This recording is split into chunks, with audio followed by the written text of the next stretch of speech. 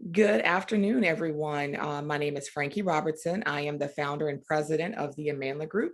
That is a social justice consulting firm focusing on addressing the social and political determinants of health that impact Black and Brown birthing people. Thank you so much for joining us tonight for a really critical conversation I'm so excited to host. It's been a long time coming, and I'm so happy that it's finally here. And I'm so happy to invite all of our panelists and thank them for joining and thanking our community for joining this very important conversation. I am so excited to have this conversation tonight, welcoming and centering the voices of dads, fathers, partners to Black birthing people. The purpose of our program tonight, or our webinar tonight, is to center the voices of fathers throughout this birthing journey. There's so much information out there floating around in the social media and research about the Black infant, maternal and infant maternal mortality and morbidity crisis across the nation, and especially in Louisiana. So we wanted to bring together fathers to be able to talk about their experiences, supporting birthing partners throughout the journey, talk about traumatic births and how that impacts fathers, talk about mental health. And for those of you who have followed the Amandla Group, hopefully it's pretty evident right now that one of our goals is to normalize conversations on mental health, mental illness, and to remove the stigma associated with that. So tonight's program is another step in that process. It is also mental health or mental illness awareness month is May, and State Representative Royce DePlessis actually filed a resolution to designate May as Maternal Mental Health Awareness Month in our state. So I'm really excited about him championing mental health and maternal health through his various forms of legislation in our state. And I'm really excited to have everyone here joining tonight who clearly represents those who also are champions for mental health. So I want to start off with just giving everyone a little bit of background information about what this maternal health campaign is all about. Some of you all may have tuned in to some of the previous live webinars that we've done and the in-person event that we hosted at Southern Coffee a few months back.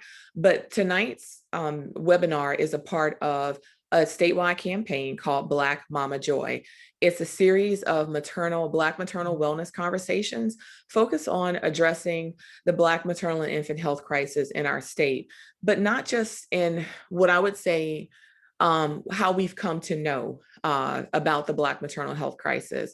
So the purpose of Black Mama Joy is to inform, celebrate, and empower Black birthing people to make sure that we understand the threats to our overall well-being as we enter through the birthing journey and the postpartum journey, but to arm Black women, Black and Brown birthing people with the knowledge that we need to have healthy, full-term pregnancies, but to be able to share, the risk, the complications that can take place, but from a spirit of productivity and empowerment, with informing people on what we can do, what are some of the threats that exist, how to best support partners in this journey, what are some of the risk factors that we want to look out for if someone is considered high risk in a pregnancy, but not from a standpoint, to scare birthing families, to only share negative instances,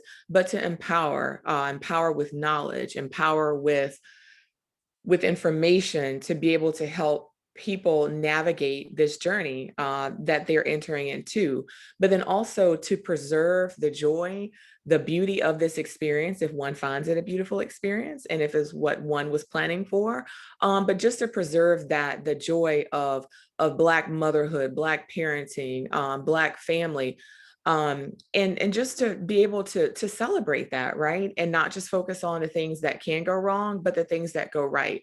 So tonight, we are going to talk about some of the challenges. We're going to talk about some of the mental health. We're going to talk about some things that maybe have not gone well in the past, but it is always first and foremost with Black Mama Joy to be able to highlight the things that do go right and to be able to share interventions and share things that you can actually do to try to prevent things from not going well as planned, and also to address the systemic issues that are for the most part beyond our immediate control, especially in the moment, but to share how those things can have an impact on us, either positively or negatively, and talk to fathers and birthing people about how to navigate those systems, whether it be a hospital system or it may be societal stressors that impact families, may impact birthing people directly. So we like to talk about all those things, but we want to talk about what we can do first and foremost. So thank you for joining us tonight for the Black Maternal and Infant Wellness, focusing on mental health wellness of dads. And I'm just so happy that everyone is here. So now what I'd like to do is go around and introduce our amazing panelists for tonight. I am going to start off with our dads first. I'm going to start off with Mr. Justin Monks. We are so happy to have you here tonight. I have had the pleasure of knowing you and your beautiful wife, Carrie, for a while now. The circumstances that prompted us to become acquainted, have been part of the stories that we both told about our prematurity journey. But I'm so happy that I've had a chance to come and get to know your family throughout the years. Justin Monks is a sales supervisor at a local residential and commercial alarm company. He's a devoted husband to Carrie Monks, also known as the Preemie Mom Coach, and he is a proud father. Justin and his wife have undergone the NICU journey twice after their 2 children were born prematurely. He's been supporting his wife through 2 previous pregnancies by acting as a daddy doula and advocating for their family. He is excited to have the opportunity to support his wife as they currently are expecting another bundle of joy this fall. So congratulations. Thank you. Thank you. Fantastic. Thank you for being here. Thank you. Yes. And next we have Levi L Robertson. And for those who don't know, Levi is my husband. So I'm a little biased here, but I did like have him go second and not first. So not to be too biased. But Levi is proud father of 2. Levi the second, who is 6 years old, and Zoe Amanda Robertson, who is 3. As we mentioned in the promo, Levi is a preemie dad. Our daughter Zoe was born 3 months early. Our son was born full term, and he is an avid hunter and fisherman and all around outdoors kind of guy. He is also a graduate of the University of Louisiana at Lafayette, and he was involved in the Zeta Xi chapter.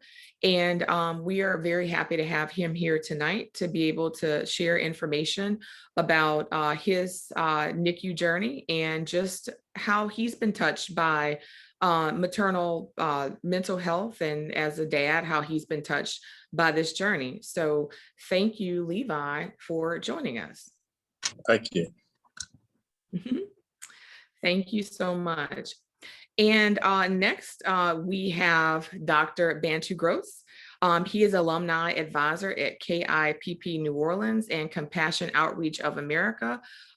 He is from the New Orleans area. He is a husband to a dear friend of mine, Dr. Tyra Gross. So I'm also biased with him as well. She is definitely a leader in the maternal and infant space. Dr. Gross is founder and program director of an organization in New Orleans that's doing some really, really great things called Fathers Matter of New Orleans. And I'm super excited to have him tell us a little bit more about this group. He is an advocate for dads and fathers and is really doing some amazing things with his program, just really centering the voices and making sure that dads are connected with the resources that they need to help them on their journey. So he is definitely someone who is well known across the state as an advocate for fathers through Fathers Matter. And we are so excited to have him here. He is also a mental health professional, and he is also going to be sharing in this space with Porsha this afternoon. So welcome, Dr. Gross. Thanks for having me. No pressure. I got a live audience with me tonight. my 3 kids. It is beautiful. So you are fine. I mean, what would it be if we didn't? And Levi's over there counting down because our daughter is taking a really late nap and already said, look, Zoe, when she wakes up, you're the closest to the room. Turn your camera off and attend to her needs, but do not let her come to this office. So we understand. We are parents first and foremost. Thank you for joining. And our next panelist is the amazing Porsha Henderson. Welcome, Porsha. Thank you. Thank you for joining us tonight. Porsha Henderson is a licensed clinical social worker and has been practicing for over 13 years. She currently works for Humana in a work-at-home position in utilization management. In December, she launched her YouTube channel entitled Progress with Porsha. It's a community resource channel specifically for African Americans, where she has intentional conversations to produce progress in individuals and communities. This progress is developed through intentional conversations and community activities. Porsha was born in Enid, Oklahoma.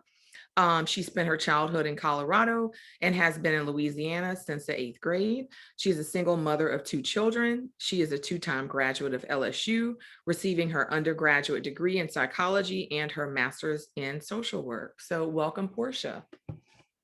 Thank you again for having me. Absolutely. And our next and final panelist is, excuse me, Renee Antoine.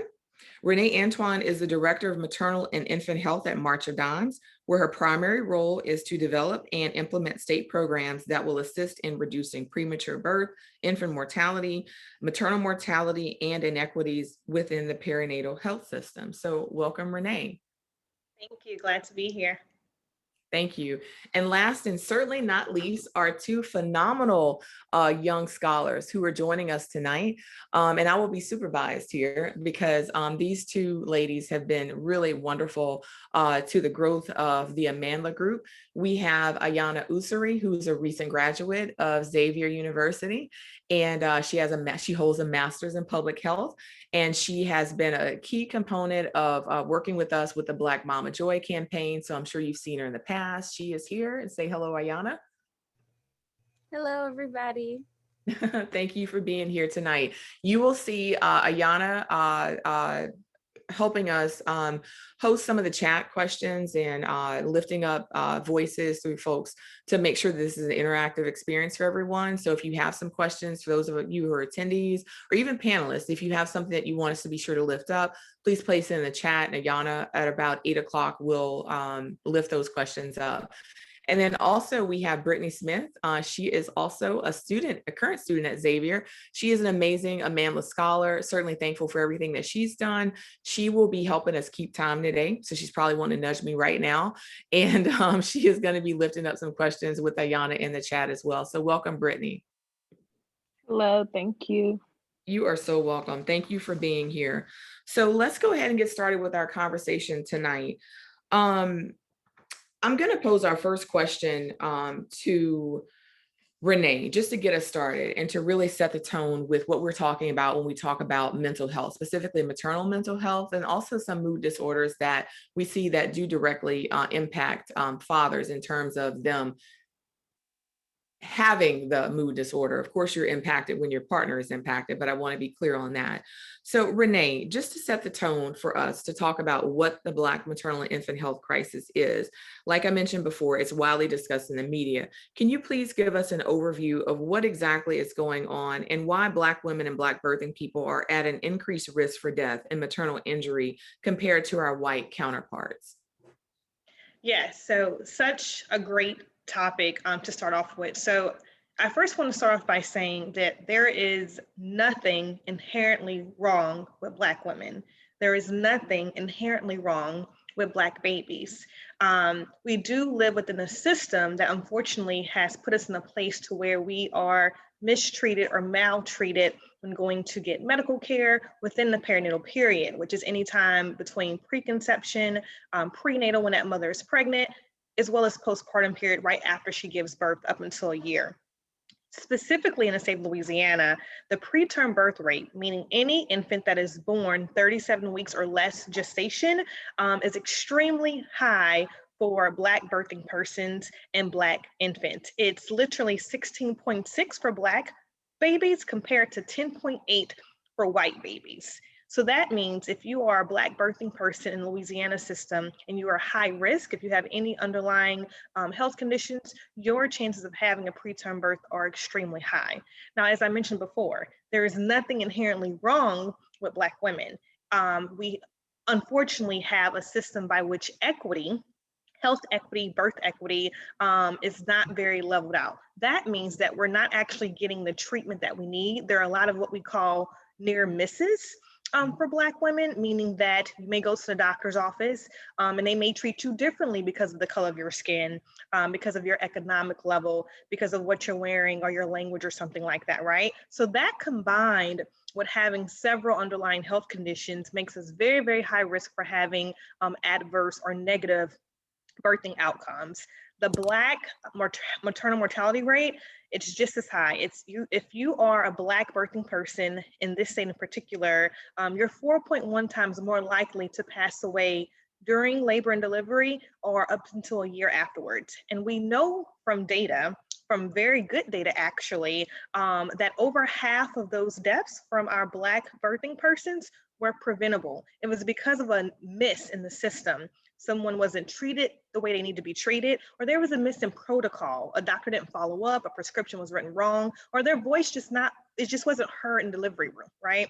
So the good thing is that we have solutions for this. Implicit bias is everywhere, we know that, but by training our healthcare systems and our providers to treat Black women with equitable outcomes, we know that we can decrease the number of Black birthing persons as well as infants who are dying every single year, unfortunately, and not seeing their first birthday.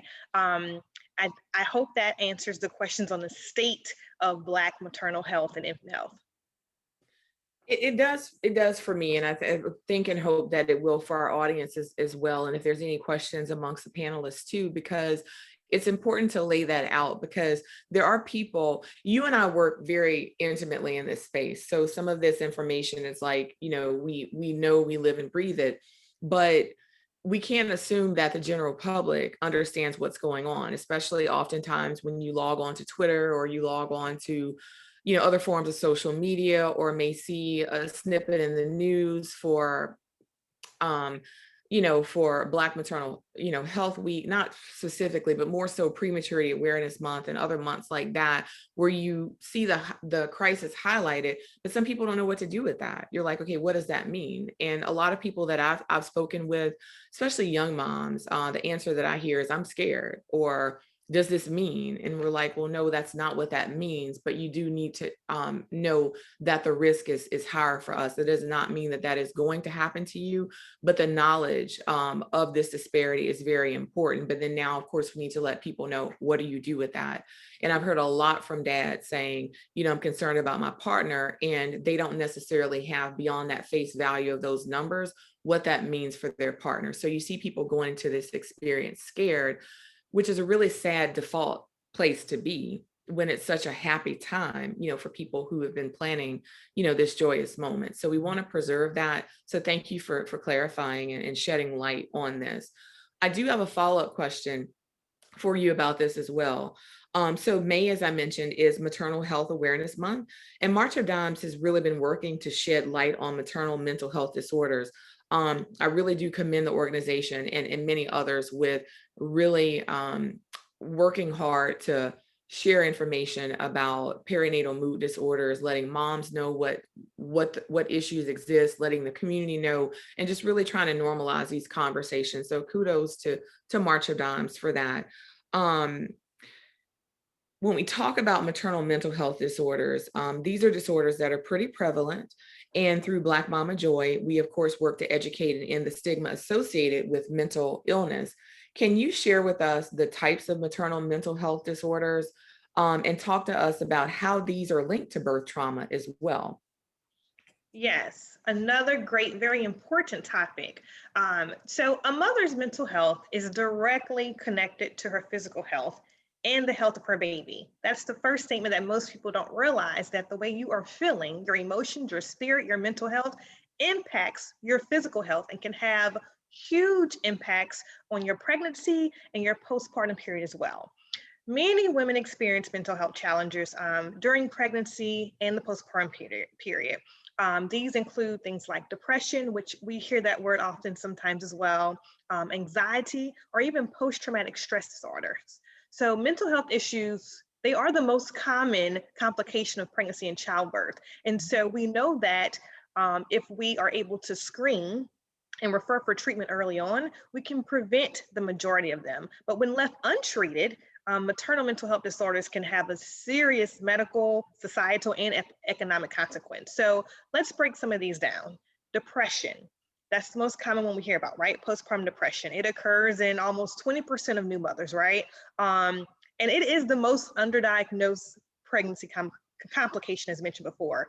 African-American women and other women of color have a higher prevalence of postpartum depression, right? It's largely attributed to a lack of social support, access to care issues, or a history of past trauma, right? Other populations have also shown higher than average rates of postpartum depression as well, if they are low income as well, okay? So postpartum depression, we often associate that with the baby blues, right? The baby blues can occur up to a week or two after pregnancy, but beyond that second week of not feeling like yourself or just being sad or sleeping too much or not really having good concentration or not being interested in doing some of the things that would typically give you pleasure, after about that 2-week mark, you're probably having some signs and symptoms of postpartum depression. And be mindful that postpartum depression does not have to occur within the first couple of weeks or the first couple of months, right? It can occur up until a year after you give birth, right? Or a year after a pregnancy. And remember that some pregnancies don't result in a birth, unfortunately, and that mother is still at risk, right?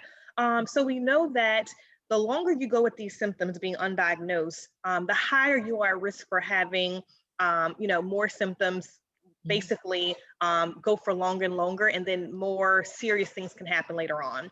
The second one that's super prevalent that we don't typically hear about is post-traumatic stress disorder in pregnant women. We often hear about this particular disorder in movies or TV shows when someone has a big violent event in their life, but it can develop in anyone who has seen or has lived through a crisis.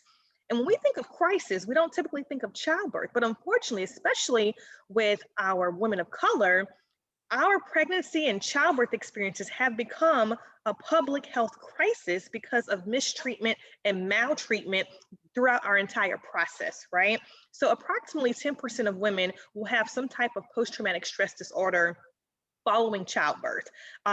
Most often, this is some type of birth trauma, having a preterm birth, having a stillbirth, having a baby in a NICU, or just maltreatment during that time period, right? Just really, really heavy stress on the body. We know that post-traumatic stress disorder can also occur in men, as you mentioned before. We know that the higher prevalence of having any perinatal mood disorder, if mom has it, dad could, our partner could also have some matching symptoms as well. We also have anxiety. 6% or up to 10%, depending on your socioeconomic level and your ethnicity, you could go through some anxiety. And this is typically opposite of depression. You have very anxious thoughts. You can't really focus very well. Your normal sleep patterns are all over the place. You're constantly worrying. Your thoughts are racing all the time. This is very, very common as well. But the good thing to note is that there's a difference between having anxiety, meaning you're very aware of what's going on, and then having what we call postpartum psychosis, meaning you have some thoughts of hurting yourself or hurting your baby, and you're not sure what to do. The good thing is that all of these disorders can be treated, but in order to treat them, we have to screen for them. And we're very happy that Louisiana has just passed some legislation to allow any birthing person or guardian of a newborn to be screened for perinatal mood disorders at every single well child checkup. So we can obviously have more touch points now than we would have had in the past, when you had to pick up a phone and call someone and hopefully get into the doctor's appointment, on time during this postpartum period, to hopefully get screened. Now, it doesn't matter who you are. If you have that child under your supervision, you can take them to a well child appointment and you can get screened to see where you fall on that spectrum, and they can refer you to the proper mental health professionals. Thank you for that. That was a lot of information, but it was a lot of great information. And, I wanted you to share that for a few reasons. One, if we're talking about moms need to know what's happening to them. And from a public education standpoint, the best way for moms to know and to say, well, I recognize this is if we talk about it more. And then people know that one, these mood disorders are pretty prevalent. They're fairly common. Wouldn't use the word normal, but they're common, right? And then also, as partners, you can recognize this and have that level of sensitivity for your partner who may be going through this. But then also, like you said, dads can also be directly impacted by experiencing these disorders firsthand and not impacted directly / indirectly with their partner being impacted, right? Because I want to clarify, they're impacted if their partner's impacted, but talk about them being possibly diagnosed with these disorders as well. So thank you for sharing that foundation. And I want to let you know that even when dads bring their children to well-child check appointments, they can also be screened. It does not matter if you're a male or female, you qualify to be screened because it manifests itself in partners and dads in similar ways, right? Difficulty concentrating, not getting enough sleep, weight gain, loss of pleasure, aches and pains, things like that. And so a lack of energy, we see it happening in dads often as well, but they're not able to fully articulate that or voice it because they feel like, they have to sort of put on that armor and be a good partner. But we know that they are actually going through the birthing experience with their partner too, maybe not physically, but mentally. And remember, our mental health is completely and 100% attached to our physical health. And so we want to raise up the fact that dads also need to be screened and recognize signs and symptoms of postpartum depression. That's an excellent point. And I would just add to that, I like to talk about this because even if we know that doctors are not the practices are not, for the most part, doing a great job with screening, right? But if people know that you can go in at your child's well visit, if you're taking the child to the pediatrician, mom, dad, partner, whomever, they can ask to be screened. Or when you go in for your OBGYN visits, the partners, some partners are able to go together to be able to ask for these screenings. You can go to your primary care physician and say, I'm recognizing some things that aren't quite my usual, ask to be screened if they don't ask. So that's why it's important, to know these things. So I'm gonna switch it over to Porsha, our resident mental health expert here on this call today. As our mental health expert panelist, talk to us about resources available to moms and to families to address these issues. And also want to mention too that as we normalize conversations on mental illness and mental health, many of us have been very open in sharing our stories. So as I bounce it over to you, if you have a story that you want to share about how you've been impacted by this journey, please do. At the appropriate time, I'm going to share again how I suffered from depression in my second pregnancy with our daughter Zoe, and then also had a unexpected awakening about what NICU parents really go through. Some NICU parents with postpartum anxiety and post-traumatic stress disorder that I've been very open about. So Porsha, I know you have a story you've been sharing with Progress with Porsha. Feel free to share and enlighten us, and then tell us how fathers can go about getting help for these issues. Okay, well, thank you so much. And what a wealth of knowledge that's already been shared. Renee just had so much to share with it, as well as yourself, Frankie. And there's so many things that could be said. Like I have so much stuff I can say on all of that. But thank y'all for everything. And I'm just kind of, thankful and impressed by the fathers who are here and hearing their background. And so just excited to be a part of this. But yeah, as far as resources, and I want to try to remember some of the things that I was triggered on to say when Renee was talking and yourself, but one of the things I think it starts with is being educated, informed, but also in how we choose who our primary caregiver, our OBGYN, midwife, or whoever is going to be caring for you. I think sometimes, and I'm starting here because, making an educated decision, informed decision, and not just going to someone because you always went to them, or because when you go for your OBGYN check, your yearly check or whatever, you're having very little interaction with them. You don't really know a lot about them, their care for you. But I think it's very important that we take an active role in all all of our health, and choosing a physician, I keep saying caregiver, sorry, a physician, a OBGYN or midwife. And so I think informing yourself about the birthing process, knowing what are the healthy practices, what is best, choosing what's best for you, because naturally, when I didn't know a lot about pregnancy, before I had my child. And so the first thing I thought was go to my OBGYN. That's who I was gonna have my baby with. And I did not do a lot of research or thought about that. Over time, though, I was exposed to other women who were informing me about the options of midwives and healthier practices, having a doula involved, and natural ways to help our body and go with the birthing process. And I think that's important, because when we talk about the traumas or the things that can happen in pregnancy, sometimes the hospital model, it puts us more at risk. And I'm not going against it and saying anybody's wrong for going there. I had my first child there, being well informed about midwifery or whatever, and all those other services.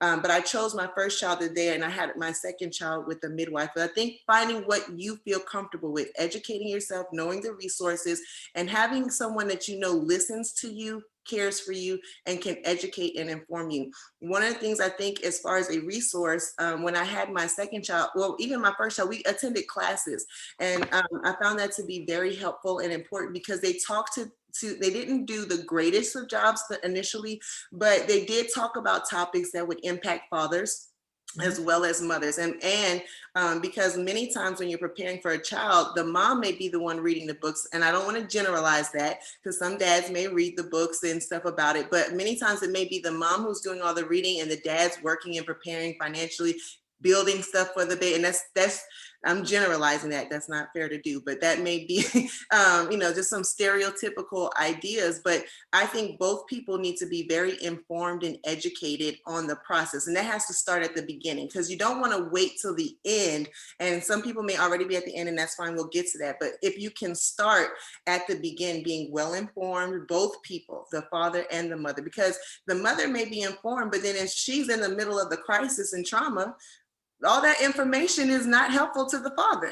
And so something that I wasn't fully aware of and didn't utilize my first pregnancy was a doula. A doula can be very helpful, because as you both prepare, they can inform you and kind of guide you along the way of, and they are assisting you in the birthing process. So in the hospital room, when you're having the baby, you're basically in there by yourself, you and your loved one. So if everything's fine, it's okay. But if you start having some issues, they come in and they're treating you, and they're not necessarily tending to you as individuals. They're tending to the medical need at the hospital. Having a doula or midwife, that's a resource that they will educate you, inform you, advocate for you. They will, support you and take care of your needs while you're in there. So those are resources that I think that if something unexpected happens, having that person there with you can kind of help guide you and support you, because that it's going to trigger all kind of emotional responses. We don't know how we're going to respond if something comes up,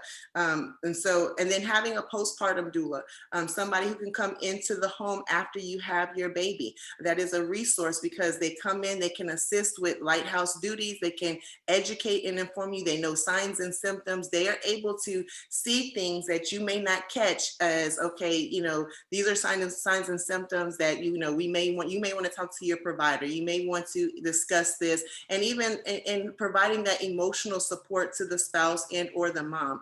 And so those are some, and a lactation consultant, that's very important as well, because breastfeeding and having that ability to do that, and it's okay if it doesn't end up being successful, but if you have the resources, there are sometimes things you can do that it seems like there was no way you were going to be successful, but having the right people in place can allow you to have a successful journey with breastfeeding, which can decrease some of those postpartum depression, anxiety, and different things like that. Your ability to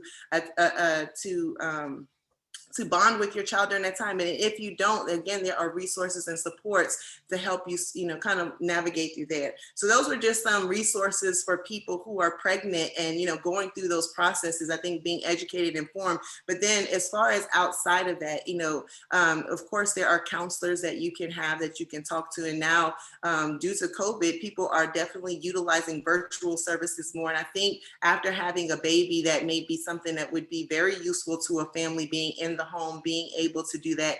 Although leaving the house may be helpful to get out the home and out of the physical setting to get that support. So you have counselors who you can go talk to about, and we can give a list of resources. I went back and forth between should I list them, but I know most of the time people are listening right now. They're not taking down notes of, who are these people? So I can give you a list of those resources.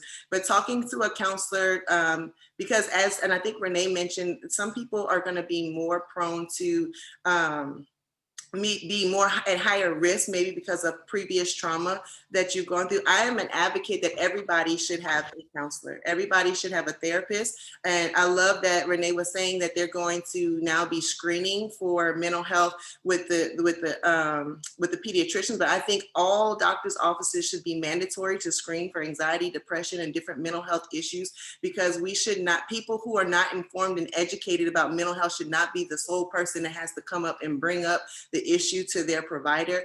There are many people who are going untreated. And so I encourage, if you plan on having a baby, if you're pregnant in the middle of your pregnancy, having a counselor is just helpful in general. It's a major transition that's happening.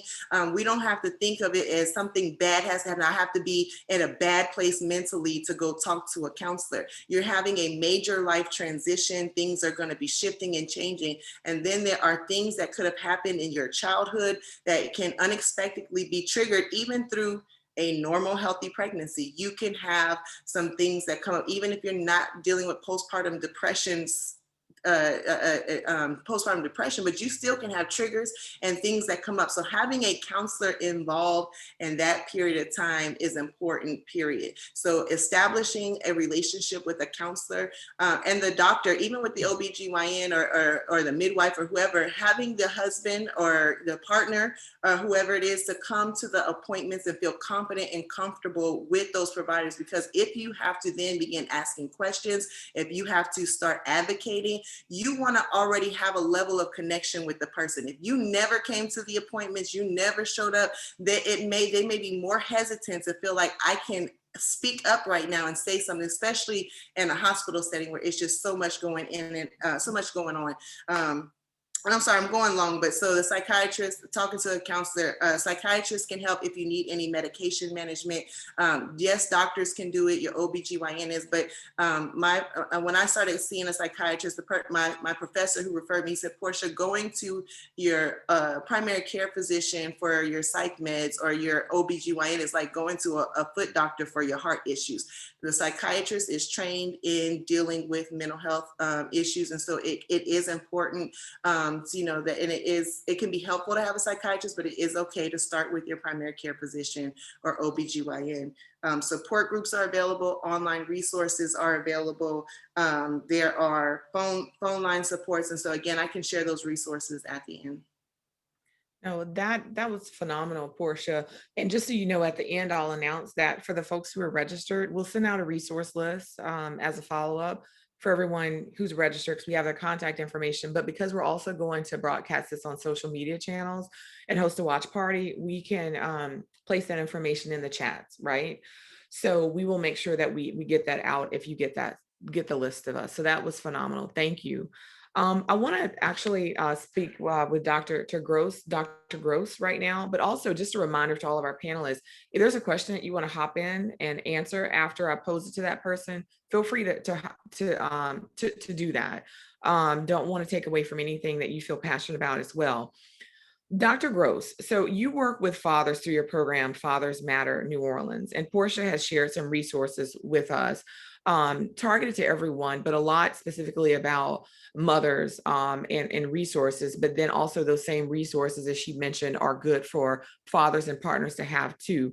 Can you share from a father's perspective how these mood disorders that Renee and Porsha talked about can impact fathers and families overall. And then I'd like to hear from you, what resources can you share that can help families prioritize their mental health and wellness and seek proper interventions to address mental illness, whether it's mom who's impacted by this illness or dad directly impacted by this illness, because either being impacted impacts the entire family. Thanks for having me. Great question. I know even as Porsha was talking, I liked what she had said something that was so simple but so powerful. She had said, ask mom, when talking about, informing yourself about the birthing process, just as simple as ask a mom. And so one of the things I like to tell dads is ask a dad, soon to be dads, ask a dad what it's like, before you even go to it. Talk to someone that's actually been through the process, what it means to be a father. And so I think even as she shared her story, one of the things that came to mind was our birthing story with our first child. At the time, I was there for pretty much every prenatal appointment. And so in those meetings, one of the things I noticed was that I didn't get a lot of attention from the doctors. And it's not that I'm attention seeking at all. But I did notice that even from just the way they would sit themselves, like it was, facing mom and dad was an afterthought. And I know at the time, because it was my wife's first child with me, her first child, period, she was overwhelmed with the whole process. And so they're asking her questions and I'm just kind of like listening in, taking it in. And so obviously my wife was overwhelmed, but it's like they're still hitting her with question. I'm like, hey, like I'm here. I can answer a few of these. Like, no, we don't want to do that. Yes, we want to do this. And so going through that whole process, it's really helped me to see how at times, like Porsha mentioned, like with the medical field, like they're focused on the medical side of it.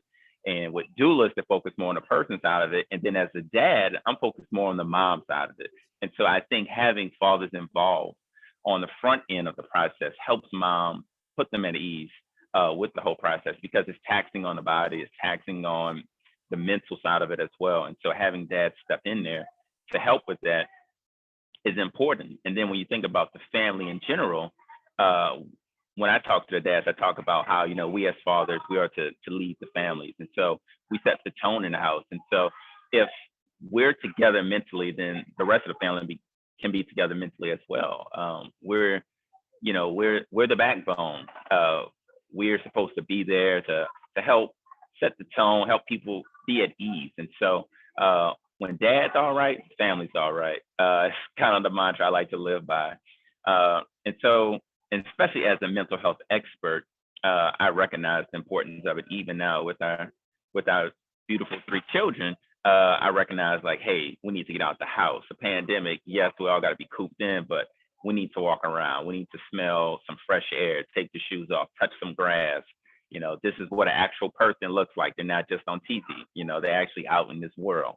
And so doing things like that, just to remind people that,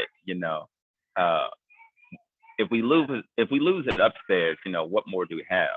And so really just trying to focus on that. And tonight, actually, in our Fathers Matters group, we have a dad discussion on Thursday nights, and we had a mental health expert come in. And so one of the things we were talking about was just the exhaustion of going through what we're going through right now. And so one of the things he said was, talk about it, have someone to talk about it, have a space where you can actually share what you're going through with someone and not be ashamed about it. I think far too often there's a stigma, especially within the Black community, that, you don't want to be labeled crazy, go to church if it hurts, that type of thinking. And so I think it seems, in my opinion, that it's beginning to change a little bit, like, seeking out mental health is becoming a little bit more open. I think the NBA was definitely somebody that helped with that, with more players coming out about it. And just in different avenues and outlets. So I think times are changing and people are becoming a little bit more receptive to it. And I'm glad to see it. I think you're right. And I'm really excited about that too. I do see a lot of conversation around mental health. And from my personal opinion, I think that COVID has a little bit to do with that, now that so many people have been impacted widely by adverse experiences from folks having to stay inside, from that lack of human connection being there, especially for people who, well, we all need it, right, to survive. But there's extroverts who, at worst nightmare has been being inside and not being able to have community with people. So it's just been, it's been a tough time for a lot of people, some worse than others. But overall, aside from the billionaires who have become billionaires with the pandemic, and those who have been able to just say, okay, work from home was great, or, I enjoyed time with my family, because I've heard just about every, aspect for the most part. But yeah, it's been a challenging time. So the mental health conversation, I think, has been lifted a little bit higher due to COVID. But one of the things that, I was hoping to achieve with this call is to just lift up the stigma associated with mental health in the Black community, in our community, and then particularly with Black men as well. And it's not just with Black men, I mean, Black women as well. I don't know if it's equal or a little bit disproportionate one way or the other, but I do know that as Black people, mental illness is criminalized, more so than any other race. So there's definitely a lack of empathy when it comes to addressing the mental health needs of Black people, but then, especially for Black men.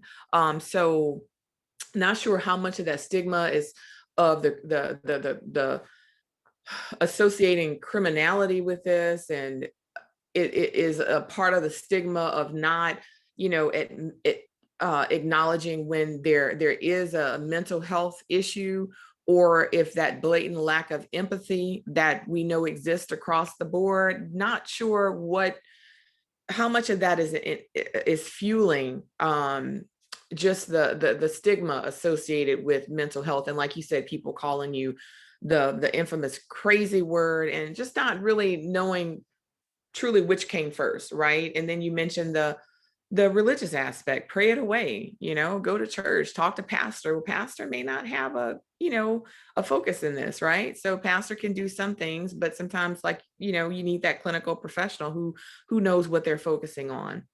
So I want to invite Justin to join this conversation. Justin, again, thank you for joining. Appreciate your family, adore your family, and so happy to have you a part of this conversation tonight. As I mentioned, your wife, my friend Carrie Monks, is also known as the Preemie Mom Coach.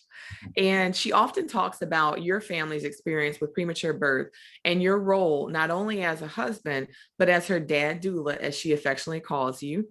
Would you like to share a little about your family's birth experiences and share advice with other fathers about how to advocate for your loved one throughout their birthing journey? Yeah, I guess for me, it kind of came natural. It was a wild experience, a night I'd never forget.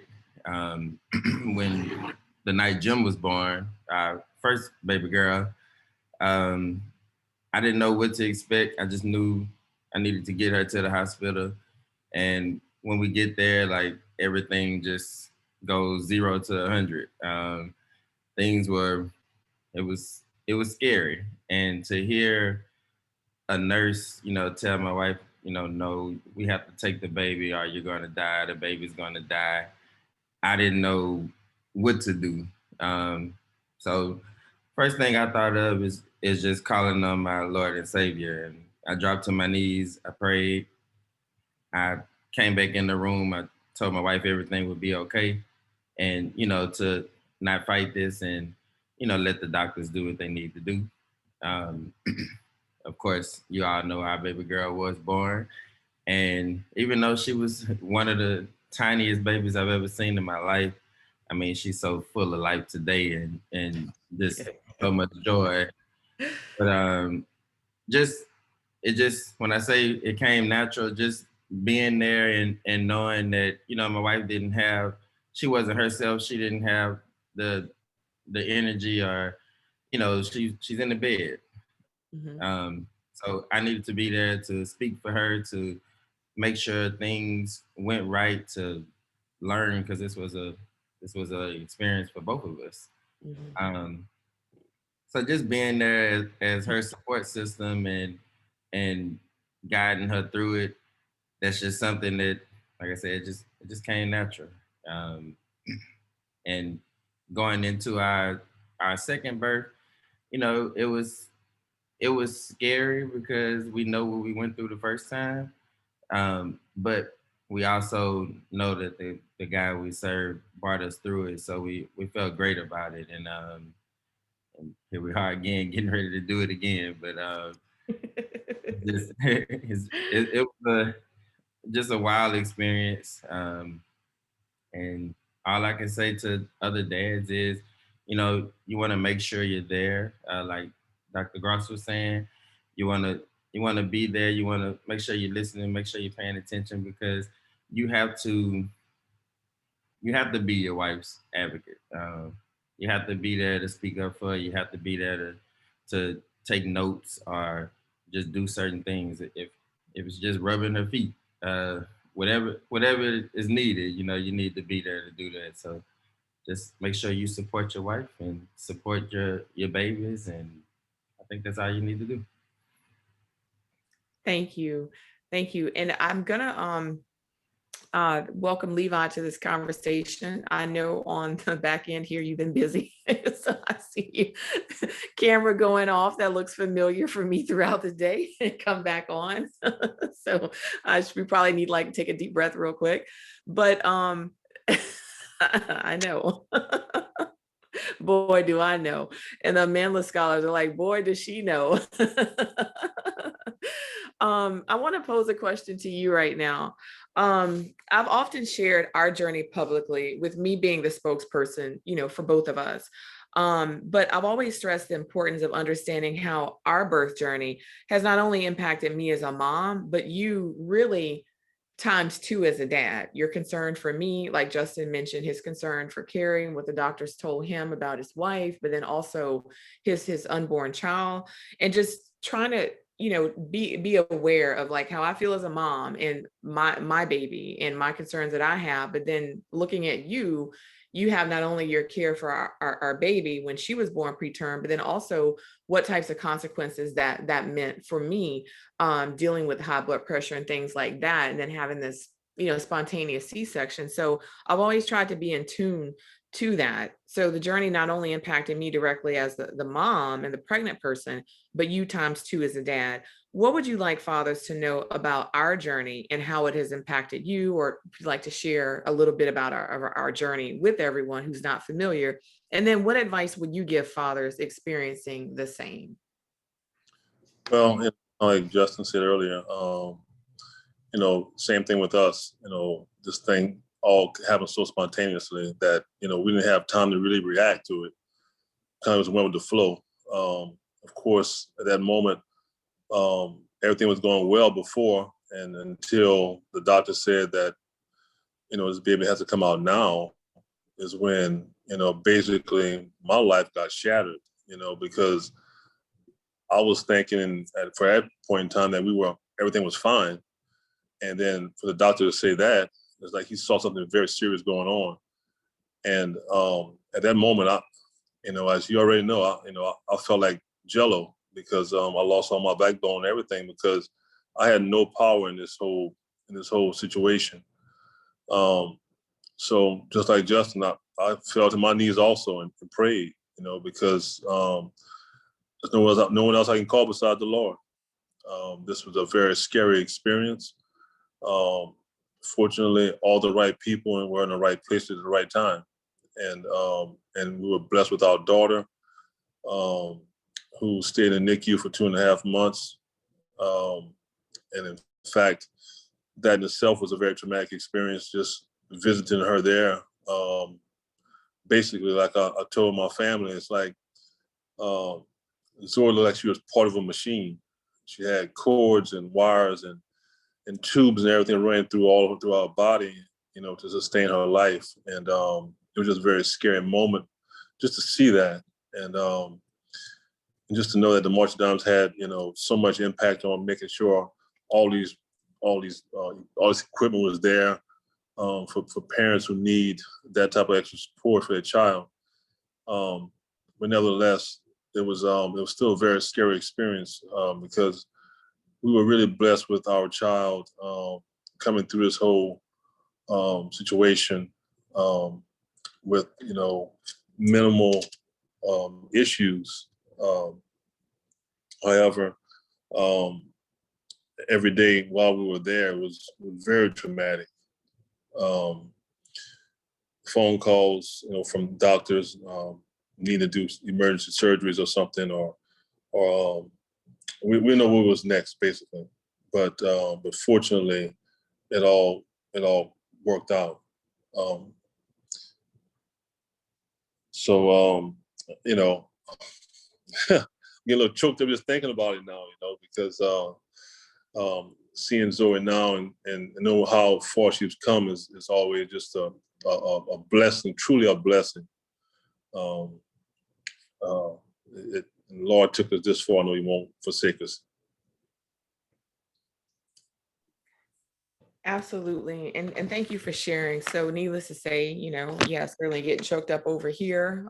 So yeah, I appreciate you sharing, and I know it's not easy. And even sharing these some of these stories again is, evoking, the trauma and reliving that. So I appreciate everybody, Justin, you, Dr. Gross, just sharing in this, because it's not easy to relive these situations, but we tell these stories to be able to let people know, yes, you can get through. You will get through. There's periods of this experience that are very difficult. And really, there's resources available to help people through their journey. So I appreciate everyone sharing, and also know the toll that it takes sometimes on you with having to relive certain experiences. So I do hope that after this call and sharing some of these things, that you do give yourself space to just have a moment and reflect, and not just go right into, the next thing. So thank you all for sharing. I know I'm going to go back to Dr. Gross. Would you like to add? Yeah, I did want to add something in there, because I think I really like how Justin was sharing his story. And he mentioned how it came naturally to him, and even Levi, when he talked about it being an emotional experience. And so I know there's a lot of talk right now about toxic masculinity, but we're on this call right now, and we heard two, maybe even three guys talk about the emotional side of it, and that men are fully capable of having all these emotions and experiences, and that we want to be a part of the birthing process. But far too often, it seems as if we're not included. I mean, even with, the different labels and whatnot, maternal and child health, women and infant care, it's almost as if they're going to great lengths to exclude fathers.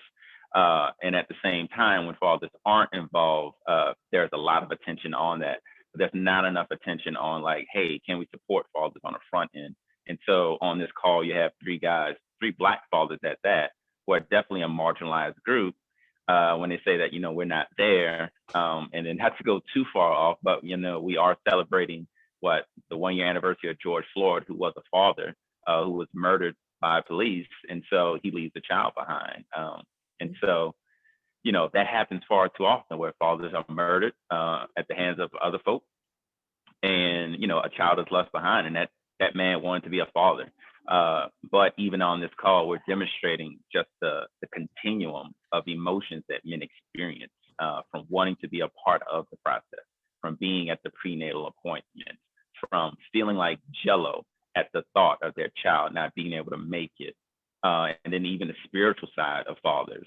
I think far too often, men are painted as callous, but even your husband, it sounds like a man's man, a hunter, is on this call talking about this stuff. And so it's just, I'm glad to be on this call and to really be lifting this up, because, we as fathers, we have a wide range of emotions and feelings, and we want to be a part of the experience. And it comes natural to us as well, despite what many people may believe. Those are so many excellent points. Thank you for that. I feel like you brought those comments full circle. And I would say many folks on the call know that I've been trained as a doula, and even in supporting like family members and loved ones or friends who know my background and have called on me for my expertise to, can you go to a doctor's appointment with me? Or if they were being mistreated in a medical setting, calling me saying, hey, this doctor just came in and did XYZ. What should I say or do? Or even to the length of, can you come down here today? And I'm like, yeah, I'm on my off day. Yeah, I'm happy you called today. I'm not happy you had to call, but happen to be off today. I will head right down, and just really seeing what some things, in some instances, what some Black birthing people are met with. And I would say that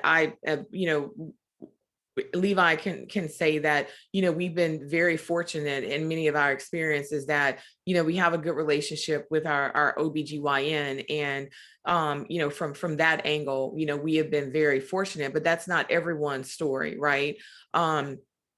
And I know, you have to not make assumptions, and sometimes assumptions are human nature, but I've even attended doctor's visits or ER visits with people who were pregnant. And just honestly, I don't know how I would have done it. My blood pressure would have been super sky high if I had been met with some of the questions and assumptions. For example, attending a visit with a very pregnant individual, and the medical professional asked just automatically, just, is the father involved in your life? I'm like, what kind of question is that? And then as pregnant people, just thinking about the things and the bias that's there, that is very upsetting. And you wonder why people's blood pressures are through the roof. You're having to navigate this. But the really sad part for me was that the person that I was with, it was just a commonplace question. I was highly upset. And they were like, I get asked that question all the time. And I'm like, what a sad state that people have to come to expect these very offensive questions. And then other instances where even that same person may have been in the ER setting and the father was right there. And I know sometimes it may not be best to make assumptions that a male person or a person there is a father, or a person that's there that may be the same gender is not the partner. But just when the person was acknowledged as, yes, I'm the father, not talking even to that person in the room, right? Like constantly addressing the questions to the mom, to the birthing person, when that person is there at like 2 a.m. and wouldn't leave because they're there trying to be involved, but they're not even acknowledging them, and making comments that were really offensive, to that person and to that couple's union. I've just heard some things that are very, disturbing. So I agree with you that sometimes there are instances where people are not even acknowledging fathers in the room when they are there and they're at the appointments and things like that. And we have to do something to change that culture. And I know there's organizations out there that are offering bias training. And I certainly hope that these types of things are, embedded into that training, because it really is an issue.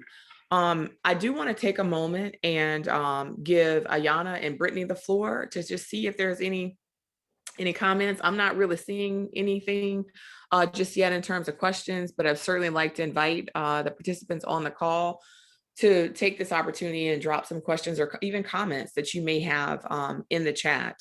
And we're happy to answer them, or even in the Q&A section. That would be great too. And Frankie, while we wait on that, I just want to raise a point that these wonderful men mentioned today. You are not invisible. You should not be a shadow on the wall.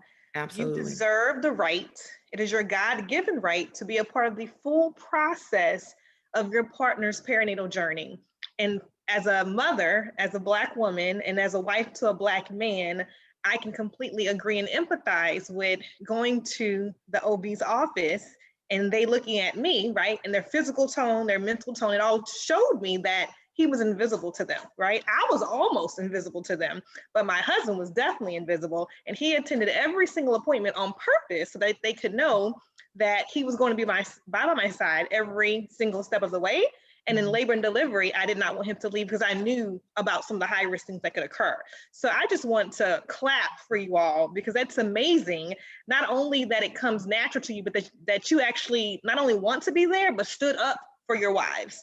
All too often, especially in the Black community, we often feel inferior to these physicians in these white coats, right? We think we can't speak up. We think we can't ask questions. Go to those appointments, interrupt them, ask a question. If they're trying to walk off the room, say, oh no, actually, I do want to continue talking about this topic. And they will stay. All too often, our near misses that I talked about before, That's how they occur, because someone was afraid to ask or bring up a certain note with the nurse or the nurse practitioner or their OB. You can actually make a difference in your life, in your wife's journey, like a physical, tangible difference, especially on the day of delivery when she's exhausted, as you know, Dr. Porsha mentioned already.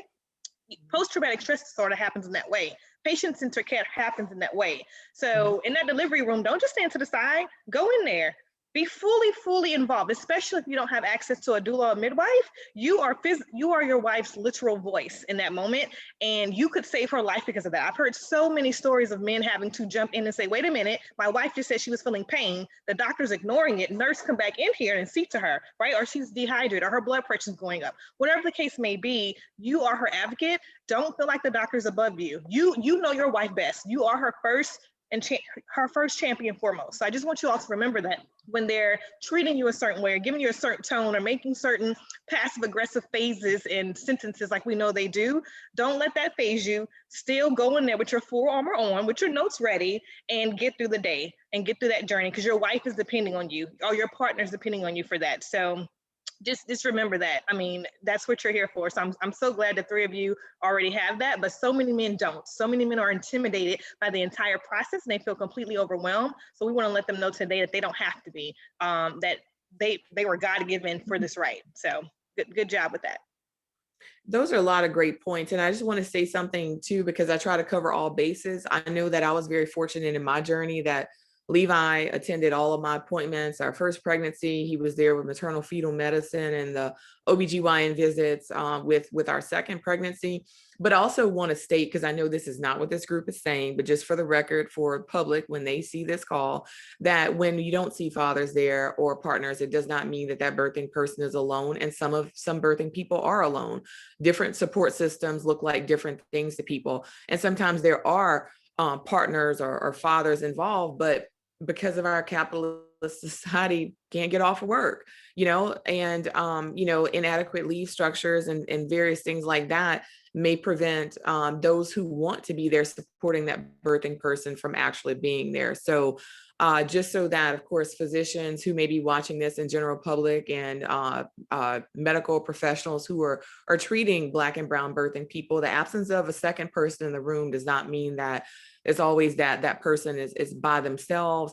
Sometimes people cannot get there. Sometimes there's other kids at home that they have to stay. So just try to support that birthing person as much as you can with them having to be in that journey that particular day alone. And yes, sometimes people are alone in that journey and can utilize the support because there is not proper supports for them throughout this journey to attend. So just want to share that.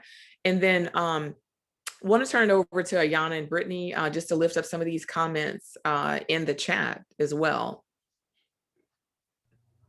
Okay. Yeah, so we've got a few people in here giving us some good feedback about what we've discussed so far. Nanette McCain is saying, yes, ask questions. You should not allow the judgment of a caregiver to stop you from getting information. So yes, definitely lift up your voice in those rooms in that setting.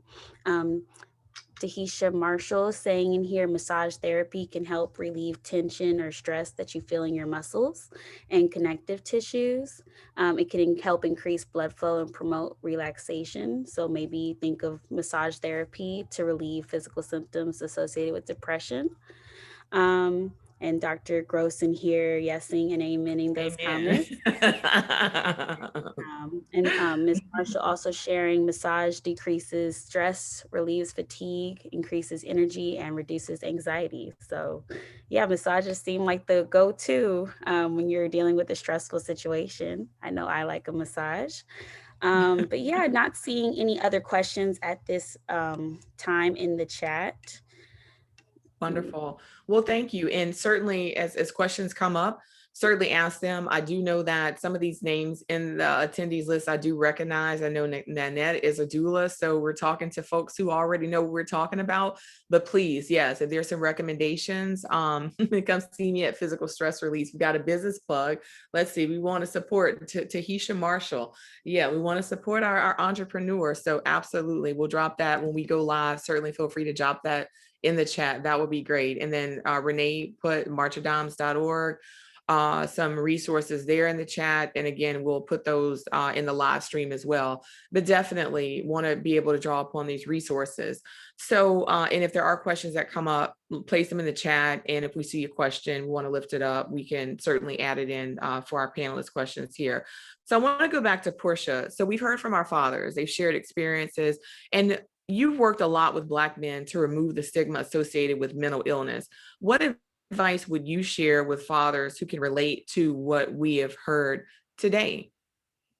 I think the first thing is for Black men, and I loved how Dr. Gross had mentioned, like Black men, they're humans and they have feelings and they have emotions, and they're not superheroes, they're not villains, they're not, they're human beings, and they come with a variety of emotions, just like any woman or any other race person does. And yes, I think for Black men, I think, as you said, the Black community, we're behind in acknowledging mental health. We've grown now in the acknowledging that mental health exists, and I think we've got to that first level. But as far as the next step, I think is for us to really begin to learn and identify what signs and symptoms looks like, because we say yes, we support mental health, but as soon as I see people, exhibiting mental health signs and symptoms, what I see people doing is, they're cutting them off.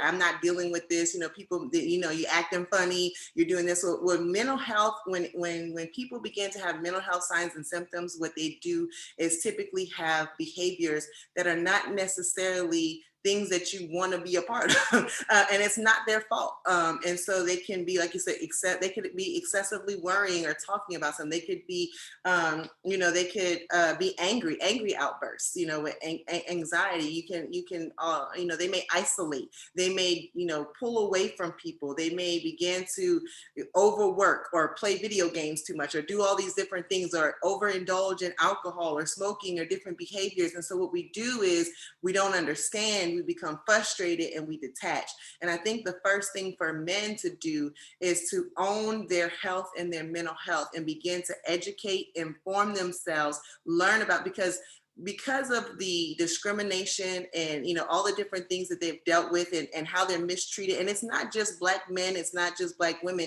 The medical system, I think, has totally depersonalized people in general. They lack bedside manner. It's all about numbers, it's all about medication, and you really have to work hard to find somebody who will listen to you. And I think that's the first place. Men have to get engaged in their health. You have to find you a primary care physician. You have to get comfortable talking about your health in general, because most men, I'm gonna say most, like, I don't want to generalize, but a lot of times Black men don't feel comfortable and don't like going to the doctor at all.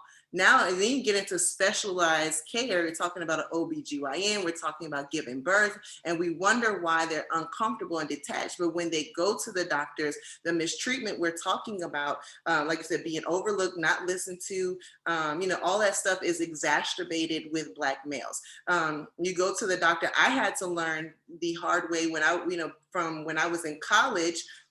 And I started going to the doctor. I was a poor historian. I would come in and I didn't know the type of questions they were going to ask. And so I would feel overwhelmed and sound like an idiot, I'm sure, to them, because they were like, well, how long is this going? I don't know. I know it's happening and I thought you was going to do something about it. But it's like you have to be prepared in a list of questions they're going to come. And if you don't answer the way that they're used to hearing, they're going to overlook it. So what I had to learn to do, and I know it's a slippery slope, but getting on Medline Plus or, some of those online things where you can look up what the signs and symptoms are, you have to play an active role in your health. And so a lot of times people go to the doctor and they expect them to just do what they're supposed to do, look for signs and symptoms to prevent. They're not preventative. They're going to wait for you to tell them. So you have to be in tune with your body, know your health. So we need to work on being healthy, understanding the significance of not just working out, but the significance of mental health, spirituality, whatever the different things are that eating right.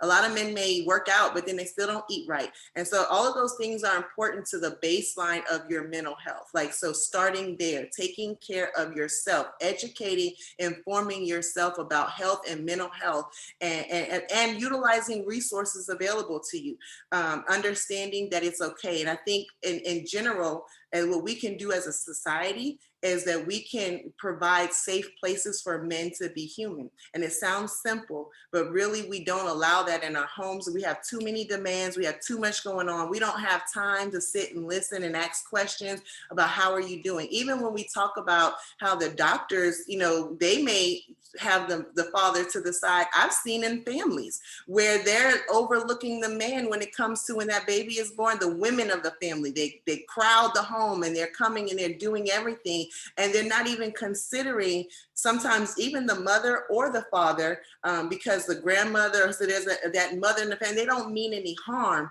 But I think for me, what I found is very important for the mother and father, if they're together, or the two parents, however it is, that are there, that they have the time necessary to bond and care and learn their roles and feel confident in taking care of the child before anyone else comes in. Not saying that you don't come in and help, but it's a difference between helping and taking over. And I think as a mother, you have to be sensitive. One thing, and I was married when I had my children, and so one of the things that was very important for me was to include my husband at the time in every part of that process, to not and to pay attention to him, to pay attention to his needs, to not let somebody else overstep that boundary, to include him. And one of the things they talked about, even when you're nursing, and one of the things they educated was the talking about how the father, you know, sometimes they don't know what to do because the baby's always with the mom if they're nursing. And so now they feel left out because, you know, you see the movies, the videos, everybody has the bottle and they're feeding the baby. They miss out on that bonding time. So being attentive and knowing there are other ways to bond. And even if it's changing diapers, it doesn't seem like the most, you know, wonderful thing, but finding ways for that father to be a part of that process. So anyway, just saying all that to say the man has to initially, you know, find his role in health and mental health. And I think at that point, he can be more engaged and informed and be able to take more initiative when it comes to dealing with being in the birthing room and that birthing process. And then, like I said, just with the stigma and shame is knowing that it's okay. If you know, and there's so many signs and symptoms, like I said, and not making people feel bad. And I think that's where, as a society, we have to learn what mental health looks like. We have to learn signs and symptoms, and we have to stop, you know, making these judgments and making those comments like you're crazy. And people say it for fun, or, oh, you know, you being bipolar. You hear it even in church. They'll say, oh, you being bipolar, you know, and they say, and they usually reference it wrong. No, they'll say you're schizophrenic, and they're meaning bipolar, saying you're going back and forth between one or the other. But making sure that when we utilize terms and terminology, we're using it correctly, that we're being sensitive, that we're being inclusive, and knowing that there's nothing wrong with the person. Like I said, it took, even as a health professional, it took me years to, like I said, to even get to, it took me a few years to go to counseling, but then it took me even more years to actually get on medication. And medication is sometimes necessary. It's not necessary for everyone, but I was afraid of medication, not being afraid of what your process looks like. Everybody's process is different.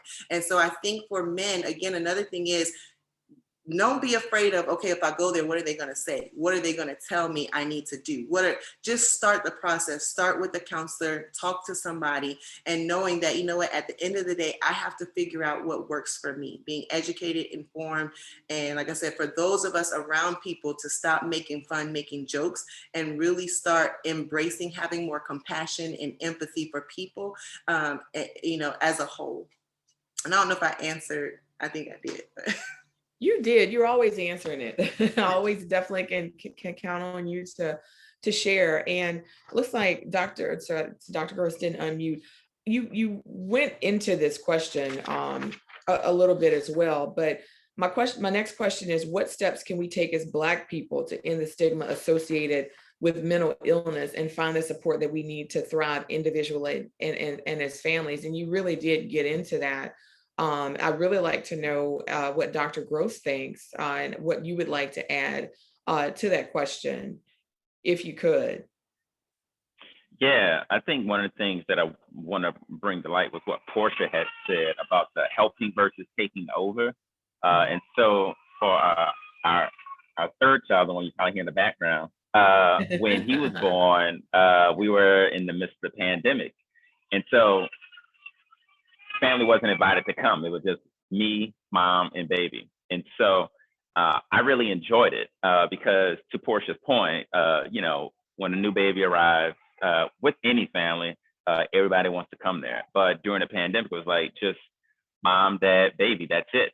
And there were certain restrictions on me, like how much I could move and whatnot. But all that to say, that provided opportunity for just me, mom, to be with the baby and bond, to really, allow me to put my imprint on this. And that's not to say I didn't do that before, because pre-pandemic, when we had babies and people was always there, you definitely felt that tension, like, okay, who's coming now? And we got to schedule this. And then we go home, so-and-so is going to be there. And, oh, I'm just going to sit with y'all so y'all can do what y'all got to do. And it's almost as if, but I'm here and I can take care of the baby. We can do shifts. Mom can go to work. I'll be here and whatnot. And so I think recognizing that, like, all these women have lifted that up, that, Black fathers are able to do it. And as a Black father, I'm telling Black fathers listening, we can do this work. And also we do have a space for it. Like I mentioned earlier, on Thursday nights, we get together and we talk about it with other dads, like what are the trials and tribulations, what it is, what it ain't, what it could be to be a man, to be a dad. And so, so those are just some of the things that Porsha said that I just really wanted to bring back to our attention as we talk about this topic. Yeah, you bring up a lot of great points, and I think many of us can relate to some of the things that you shared.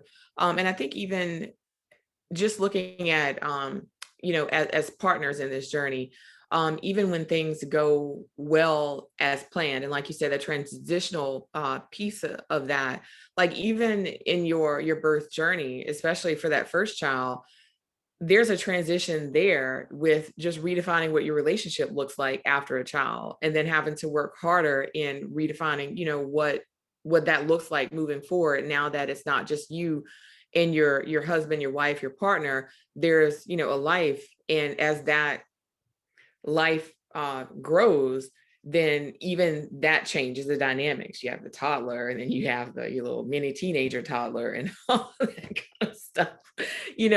Along the stages of those children, your relationship changes, right? So those are some really, really good points to make. I want to also ask, is this for anybody? I'm going to start off with Dr. Gross and Porsha, and then we do have a question Brittany's going to share in a few minutes, but there's so many scenarios that can impact families. So tonight, we've touched upon Justin's experience and Levi's experience with premature birth. You've highlighted, having a baby during the pandemic, and then also, the third baby. So then you've got, if I understand it, 3 under 6, your family kind of mirrors our family, what Justin's family will soon mirror. With the little ones under 6, that is. There's so many scenarios. We talked about preterm birth, and we've highlighted instances of birth trauma, but of course, everybody's not necessarily impacted with a premature baby or blood pressure issues that Carrie and I have talked about openly, that we've dealt with. But some people are dealing with issues related to fertility, meaning like infertility, couples who are struggling to have a baby, and some of the stressors that are associated with that can impact the birthing person's mental health, and then the father's mental health as well. People are dealing with pregnancy loss. There's still a lot of taboo topics around with people talking about miscarriage, and then society just expecting moms and families to just move on, right? Get back to work, hurry up. And the infamous comments that are awful, you can have another baby, just all the things that people say that just really compound that trauma, for families. You have folks who are dealing with infant loss, their child in the NICU. All babies don't go home. So there's all sorts of birth trauma, right, that people are dealing with, and high risk pregnancies in general. Like I've talked about, our publicly about our birth journey with Zoe, starting off with finding out that my, placenta was located in a dangerous spot near my birth canal. So that would automatically, it was placenta previa, land us an experience with having a C-section, where our first child was not born by C-section. So that was scary in itself, thinking, okay, we're going to need to plan this a few weeks early to get on the other side of spontaneous labor, because having a vaginal birth could compromise my life, right? Because you can't slide a baby past a placenta, right? It's like I like to say it in layman's terms, if I'm understanding this correctly, kind of passing a baby past a pancake, if you look at anatomy wise, that if it detaches could cause hemorrhaging to your wife or your birthing person, and create bleeding that could be life threatening, and then it creates complications for trying to deliver that baby. The baby can't pass that, so it would create a C-section. So for us, making modified lifestyle that we had to make, as a couple with, okay, you're in a high risk pregnancy, we don't want anything to set off labor for you, because it would definitely be a C-section. Those were adjustments, for us as a family, and just the constant worry about that. But then we got to a place in our pregnancy where we found out, oh no, that placenta should move as your uterus expands, so you should be okay. Then the blood pressure issues manifested. So just having a high risk pregnancy in general can be psychologically scarring for mom, and then for dad going through that constant worry about whether or not your partner is going to be okay. Those are things that we have to talk about as well. But I'd like to know, what you all are hearing from fathers that you work with about what they're feeling and experiencing when they're in these scenarios, and what steps do they follow to get the support that they need. Dr. Gross, I know you in particular have a lot of resources through Fathers Matter. And again, with the birthing trauma, and like Renee said, the high level of, near misses that are in the Black community. Again, for me, I like to highlight this as a Black birthing person. And I know a lot of folks aren't comfortable in talking about the mental health aspect. Like I've become comfortable, surprisingly enough, but then it's like there's virtually no to very limited conversations about the father's mental health and well-being coming out on the other side of this. And, I just, when we were talking about this and planning this, Dr. Gross and Levi, we talked about this a lot, obviously, because it impacted us. But just even looking at like the paid leave structures in this country, a lot of moms don't even have adequate leave, but fathers have a lot of times minimal to no leave. One of the things for me was, when our baby was in the NICU, I did have like 6 weeks from the company that I worked with at the time, but unfortunately I exhausted that in the NICU, and we had to look at our finances as a couple and say, well, how much time do we take off, without pay to transition?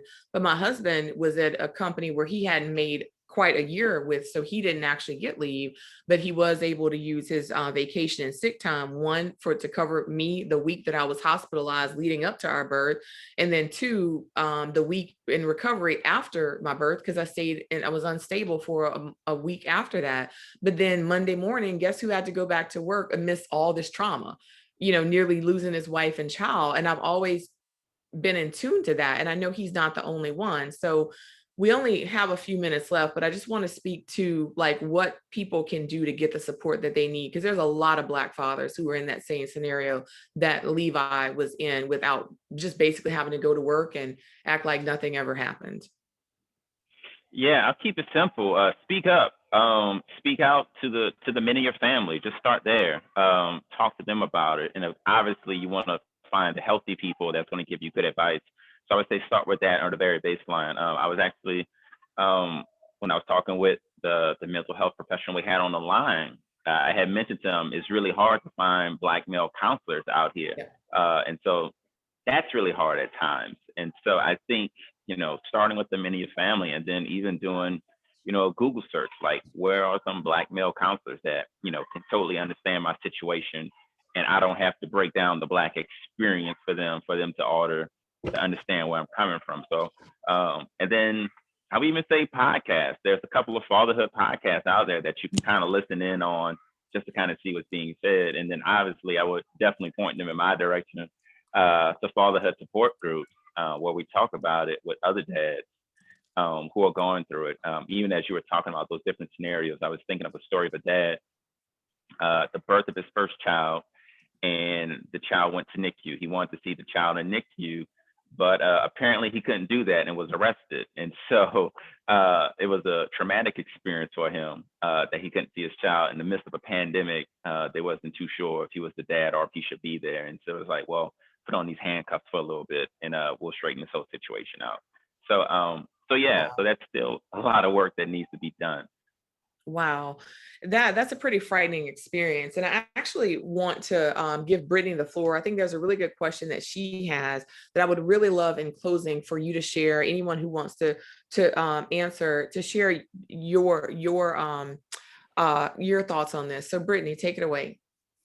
In hindsight, what's something that you wish you known prior to your experience that would have been helpful? And this is for our father, so we can actually make it a 30-second answer. That would be great for anybody who wants to chime in. So in hindsight, what is something you wish you had known or could do differently, given your experiences?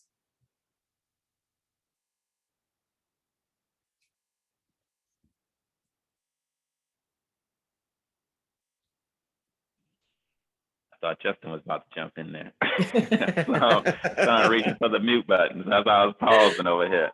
So I'll just jump in. I'm talking. So something I wish I knew. There's a lot of pollen in the birthing room because apparently I started crying. So that's a real thing. When the baby, it's the pollen. It's gotta be the pollen in there. That happens. And at first I was a little bit ashamed by it, but I'm at a place now. I was like, I shouldn't have been ashamed of that. Like, why am I afraid to cry that my child's being born? So I think allowing yourself to have those emotions, be in that moment. So that was something I guess I wasn't prepared for. Wow, that's a good point. Thank you. Justin and Levi, did you want to share anything in hindsight?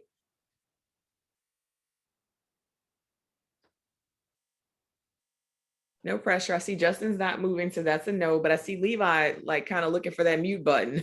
Yeah, I guess hindsight, I guess if I can maybe look into the future, just know what the outcome would have been.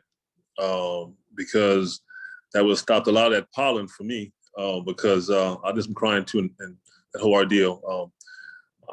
I tell you, it was, it definitely is an experience you really cannot prepare yourself for mentally, because everybody's experience is going to be different.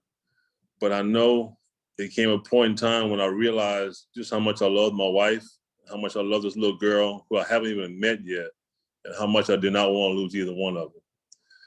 And that would kind of choke me up earlier because I started thinking about that, because that's how I feel. I love both of them so much. I didn't want to lose either one of them.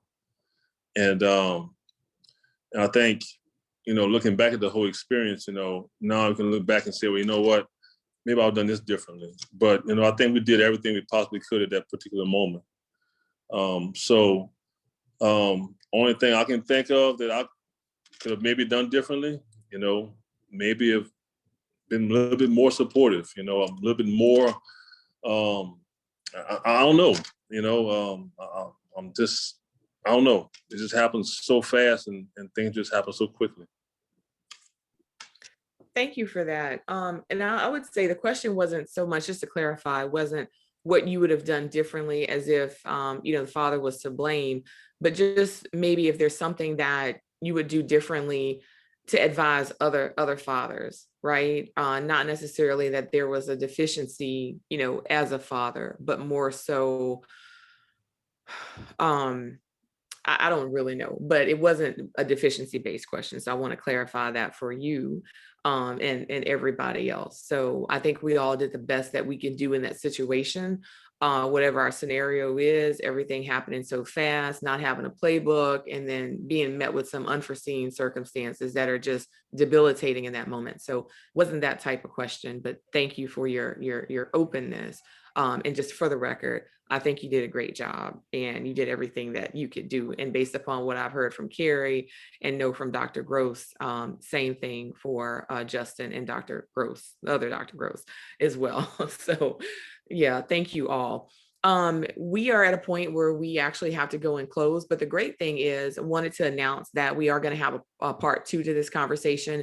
We knew that it would be a wealth of sharing and knowledge and experiences. And it's just really deep to talk about this. We're talking about mental health. That's not a quick conversation. We're talking about overcoming birth trauma. We're talking about supporting our loved ones through this crisis as we know it, and just keeping that joy there. Talking about a heavy subject, dealing with trauma and mental health, it's never going to be like a light-hearted discussion. But I think that our goal in this conversation was to humanize the situation, to normalize the conversation around this, to share the prevalence of this. So as partners and dads, what you're working with in terms of supporting that birthing person, but then you also know that just really to share the feelings of dads and how you process all of this, how these types of things have impacted you, and how you have thrived despite these instances, and how you continue to cope, and what resources you found helpful, and what you would share to the next father who may be in this situation. So thank you all so much for that. On June 17th, yes, we're going to have a part 2 of this conversation. Want to invite everybody to come back that was here tonight. And we also have a guest, won't be a surprise guest, but we are going to be joined by Tyrus Thomas, who is also, many of you may know him through the sports world and being just a well-known person in that industry, but he's also a mental health advocate, and it's for Black fathers. Hey, so we are excited to have him join this panel, and we're going to dig a little bit deeper about some of the issues that families may go through and how we work past those things that, are related to just overcoming some of these experiences, but then of course thriving, beautiful family, thriving throughout these experiences. So lastly, I want to thank everyone here for sharing, all of our panelists, mental health experts, our dads sharing his stories, the Manless Scholars, Renee, Marcia Dimes. Want to thank you all and look forward to having you back if your schedule permits, but also want to thank our sponsor for this webinar, and that is going to be Pew Charitable Trust through their Calling All Sectors grant, in conjunction with the Louisiana Department of Children and Family Services, the Louisiana Department of Health, and the Governor's Office on Women's Policy, for sponsoring the Black Mama Joy campaign and making this evening possible. So thank you to everyone on our panel. Thank you for our attendees for joining, and we will be sure to drop those resources in the chat and send a follow-up email. And I look forward to having everyone join us for the live segment and for our watch party. So thank you for joining. Thank you for doing what you do. We appreciate you. And I see this beautiful family over here. Y'all have a great night, and thank you so much. And I will see you on the 17th. Black Mama Joy, Black Joy, Black Dad Joy. Thank you. That was classic. Have a great night, y'all.